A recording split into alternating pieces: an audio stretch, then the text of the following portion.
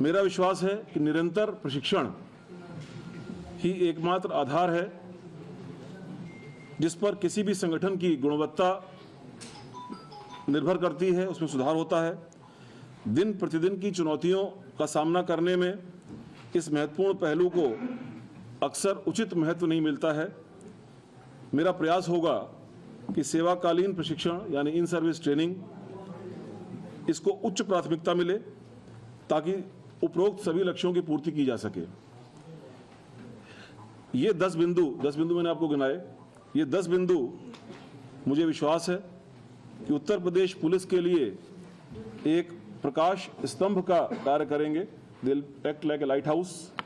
और मुझे विश्वास है कि बल के सभी सदस्य इनमें प्रत्येक को प्राप्त करने के लिए अपना सर्वश्रेष्ठ योगदान देंगे।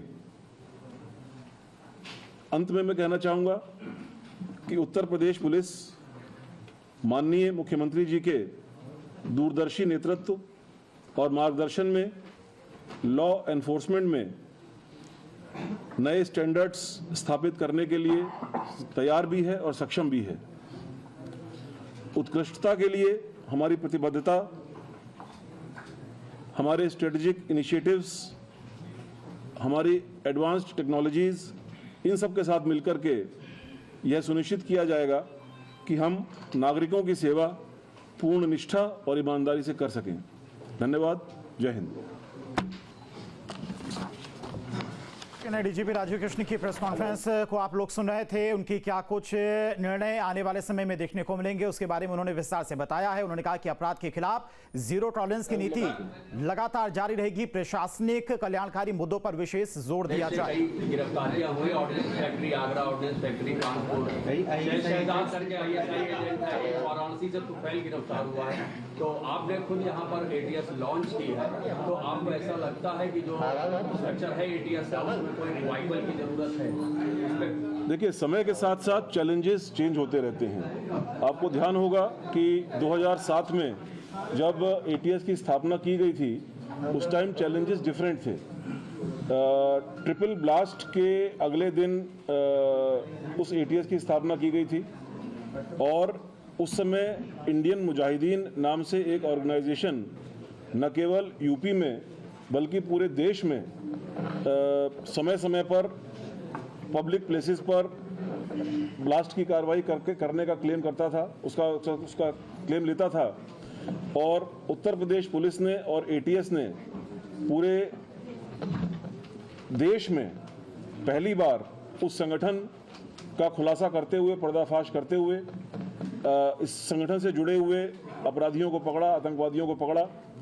और वही उसके साथ ही वो एक ऐसा पूरा सिलसिला रहा कि देश की समस्त एनफोर्समेंट एजेंसीज, विभिन्न प्रदेशों की एटीएस, विभिन्न प्रदेशों की एसटीएफ, विभिन्न प्रदेशों की क्राइम ब्रांच और एजेंसीज ने मिलकर के एक सुनियोजित तरीके से उस आतंकवादी गैंग के खिलाफ न केवल प्रभावी कार्रवाई की बल्कि इन्वेस्टिगेशन और प्रोसिक्यूशन भी किया। और यही कारण था कि इतने एक्टिव आतंकवादी गैंग को आज 10 साल या 15 साल के बाद उसका जड़ से सफाया हो गया। तो समय के साथ साथ चैलेंजेस चेंज होते हैं, टेक्नोलॉजी चेंज होती हैं, उसी के साथ साथ हमको भी अपनी रणनीति और अपने उद्देश्यों को चेंज करने की आवश्यकता है। To answer your question, yes, if need arises which is there, will review the performance. 7 जिलों के साथ नेपाल से सीमा मिलती है, वहाँ पे एसएसबी भी रहती है, कोऑर्डिनेशन पुलिस के साथ रहता है। उसके लिए कोई स्ट्रेटजी चेंज, जो रिसेंट सिनेरियो है हमारे पड़ोसी देश के साथ, तो जाहिर सी बात है हमारे पास वहाँ पूरा बॉर्डर है, वहाँ के लिए क्या चैलेंजेस हैं और क्या रणनीति है, स्ट्रेटजी? देखिए, पुलिस के बहुत सारे कार्य हैं। इन 10 प्राथमिकताओं को गिनाने का मतलब ये नहीं है कि बाकी जो कार्य हैं वो गौड़ हैं। किसी भी चैलेंज की व्यापकता उसको पर्सपेक्टिव में लेते हुए कि पर्सपेक्टिव क्या है, हमारे रिसोर्सेज क्या हैं। मेन उद्देश्य ये है कि हमारे नागरिकों का पूर्ण संरक्षण और पूर्ण सेफ्टी हो। इसके लिए जो भी कार्य की आवश्यकता होगी, रणनीति की आवश्यकता होगी, वो की जाएगी। इस दिशा में भी definitely we will take very very elaborate action in terms of planning and in terms of execution. एक क्वेश्चन मेरा है कि अपराध और अपराधियों पर अंकुश लगाने में मीडिया एक सहयोगी जी। देखिए पूरे प्रदेश में पुलिस अधिकारी और फोन नहीं उठाते। अभी एक हफ्ता पहले पुलिस आयोग ग्रेटर नोएडा मैं 3 दिन पहले समय लेके गया और मैं यहाँ 3 दिन था, ना उन्होंने समय दिया ना मिला। कहा अभी रुकिए फिर मंडे को। मैंने एक हफ्ता मैं रुका रहा और मैं लखनऊ से जाने के बाद समय लेने के बाद लेकिन लक्ष्मी सिंह के यहाँ ऑफिस से मुझे बुलाया ही नहीं गया। देखिए मीडिया का पुलिस के साथ बहुत ही महत्वपूर्ण रोल है। लेकिन फोन नहीं उठता है। मैं आ रहा हूँ, मैं आपको जवाब दे रहा हूँ। तो मीडिया के साथ अच्छे प्रोफेशनल रिलेशंस रखना न केवल पुलिस की नेसेसिटी है बल्कि उनके कार्य करने में एक महत्वपूर्ण पार्ट भी है। यदि कोई भी अधिकारी इस बात को न समझते हुए अपने कार्यशैली को आगे बढ़ाता है तो डेफिनेटली उस अधिकारी को एडवाइस भी किया जाएगा और आगे की कार्रवाई भी की जाएगी। पब्लिक को आपके माध्यम से और अब बाकी भी और चैनल्स हैं, बाकी भी माध्यम हैं, आपके सोशल मीडिया वगैरह माध्यम है, अपने किए जाने वाले कार्यों के बारे में बताना और पब्लिक की बातों को उन चैनल्स के माध्यम से सुनकर के उस पर आवश्यक कार्रवाई करना, दोनों ही पुलिस का एक इम्पॉर्टेंट रोल में आता है। वो उधर से कोई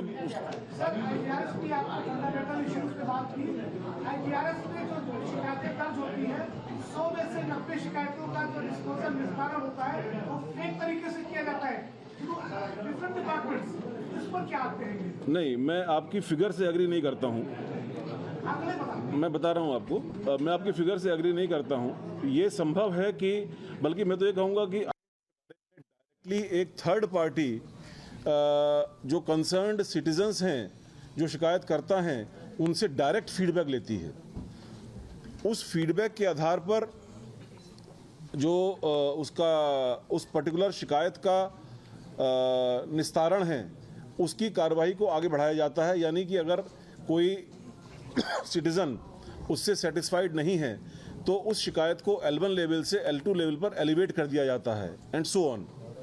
तो वही मैं आपसे कह रहा हूं कि IGRS की और जनसुनवाई की जो व्यवस्था उत्तर प्रदेश में सभी सरकारी विभागों के लिए चल रही है, पुलिस के लिए भी चल रही है, उसको फीडबैक के मैकेनिज्म के साथ मिलाते हुए पुलिस में उसके इफेक्टिवनेस को और आगे कैसे बढ़ाया जाए, जिससे कि जो मूल उद्देश्य है कि जो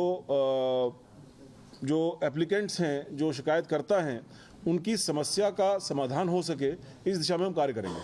सर कुछ दिन पहले जी, मैं समझा नहीं आपका क्वेश्चन। CID का नाम पिछले दिनों बदल के CID किया गया था और उसकी पहचान बदलने की जा रही थी। अंडे बस्ते वाली योजना हमारी एजेंसी थी वो। मुझे चेक करना पड़ेगा, इस बारे में मैं नहीं बता रहा हूँ। कुछ दिन पहले एक इनपुट्स मिला था जांच एजेंसियों को कि नेपाल के रास्ते उत्तर प्रदेश के इसके बाद सर नेपाल सीमा जो 7 जिले हैं इनके थ्रू आतंकवादी अंदर आ सकते हैं। ऐसे चूंकि सर नेपाल और भारत का जो सीमा है वो ओपन बॉर्डर है, ऐसे में क्या है सर, वो जो इनपुट मिला था उसमें किस तरह से पेट्रोलिंग हो रही है, किस तरह से यूपी पुलिस उसमें SSB का सहयोग कर सकती है, कुछ बताएंगे? सभी फोर्सेस, प्रदेश की भी और केंद्र की भी, वो एक ही उद्देश्य, एक ही कॉमन उद्देश्य के लिए आगे बढ़ती हैं। क्योंकि मैं बॉर्डर गार्डिंग में पहले रहा हूँ, BSF में रहा हूँ, 5 साल रहा हूँ, और BSF में एज IG ऑपरेशंस पूरे इंडो पाकिस्तान बॉर्डर और पूरे इंडो बांग्लादेश बॉर्डर का जो दायित्व है वो मैंने देखा है। उसी क्रम में मैं जानता हूं कि बॉर्डर गार्डिंग फोर्सेस का रोल कितना इंपॉर्टेंट है। नेपाल बॉर्डर पर SSB लगी हुई है, उनको दायित्व है उनका, और डेफिनेटली जो लोकल पुलिस है, स्टेट पुलिस है, उनके साथ उनका समन्वय जितना बेहतर होगा उतना ही बेहतर ढंग से इंटेलिजेंस कलेक्शन की कार्रवाई होगी, उतने ही बेहतर ढंग से ऑपरेशंस लॉन्च किए जा सकेंगे और उतने ही बेहतर ढंग से उन उद्देश्यों की पूर्ति की जा सकेगी जो आप बता रहे हैं। तो I am quite sure it is already good. जहाँ जहाँ पर लैक्यूना होंगे उनको दूर किया जाएगा। शब्द में कथाओं में छुपे हैं दिव्य रहस्य और ज्योतिष देता है जीवन को दिशा। धर्म से जुड़ी हर बातों को जानने के लिए हमारे चैनल स्तुति को सब्सक्राइब करें। चैनल पर जाने के लिए इस लिंक पर क्लिक करें।